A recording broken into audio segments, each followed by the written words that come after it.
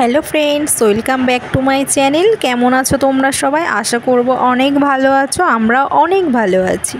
আজ করব আমুদে মাছের ঝাল। এইভাবে একবার আমুদে মাছের ঝাল বাড়িতে তৈরি করে দেখুন, সত্যিই খুব সুন্দর লাগবে খেতে।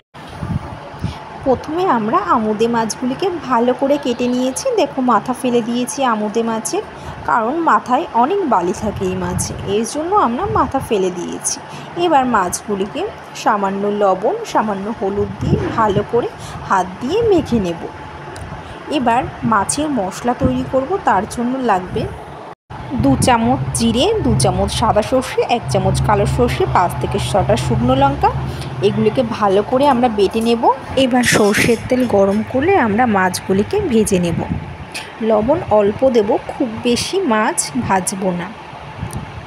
তো আমরা মাছগুলিকে ভালো করে ভেজে নিয়েছি। এবার মাছগুলিকে আমরা একটি পাত্রে তুলে নেব।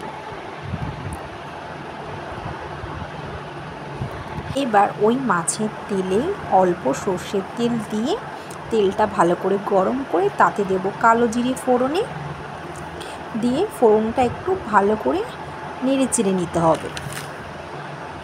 ভালো করে নেড়েচেড়ে নেওয়ার পর আমরা দেব মশলার পেস্ট। এবার আবারও একটু ভালো করে আমরা নেড়েচেড়ে নেব। লো আছে মশলাটাকে ভালো করে নাড়িয়ে চাড়িয়ে নিতে হবে। আমরা ভালো করে নেড়েচেড়ে নিচ্ছি।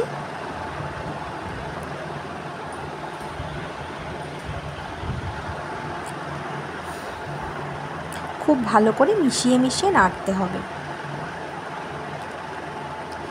এবার ভালো করে নেড়েচেড়ে নেওয়ার পর আমরা দেবো 1 চামচ মতন হলুদ আর সামান্য অল্প লবণ। যেহেতু সামুদ্রিক মাছ, এর জন্য আমরা লবণের পরিমাণটা কম দেব। এরপর মশলাটাকে একটু নাড়িয়ে ভালো করে কষিয়ে 10 থেকে 12টা কাঁচা লঙ্কা চেরা দিয়ে নেড়েচেড়ে নেব।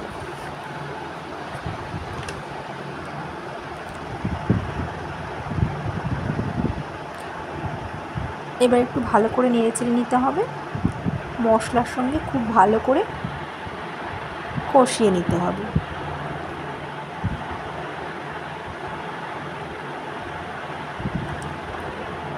কাঁচা গন্ধ চলে গেলে সামান্য অল্প জল দিয়ে 2 মিনিট মিডিয়াম আঁচে ঢেকে ঝোলটা ফুটতে দেব।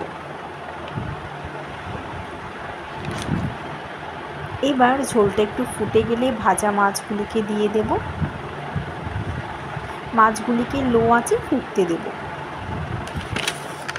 এবার 5 মিনিট ঢাকনা দিয়ে রেখেছিলাম। ঢাকনা তুলে বেশ খানিকটা ধনেপাতা দিয়ে 1 মিনিটের জন্য লো আঁচে ঢেকে দেব। 1 মিনিট বাদে ঢাকনা তুলে একটি প্লেটে মাছগুলিকে সুন্দর করে নামিয়ে ফেলব। তো আমাদের তৈরি হয়ে গেছে আমুদে মাছের ঝাল। খুবই সুন্দর একটি রেসিপি, খুবই সিম্পল রেসিপি। তো ফ্রেন্ডস, কেমন হয়েছে আজকে আমাদের এই রেসিপিটা? এইভাবে একবার বানিয়ে দেখুন আমুদে মাছের ঝাল, সত্যি অসাধারণ খেতে। যদি আজকে আমাদের রেসিপিটা আপনাদের ভালো লেগে থাকে, অবশ্যই লাইক সাবস্ক্রাইব করে পাশে থেকো।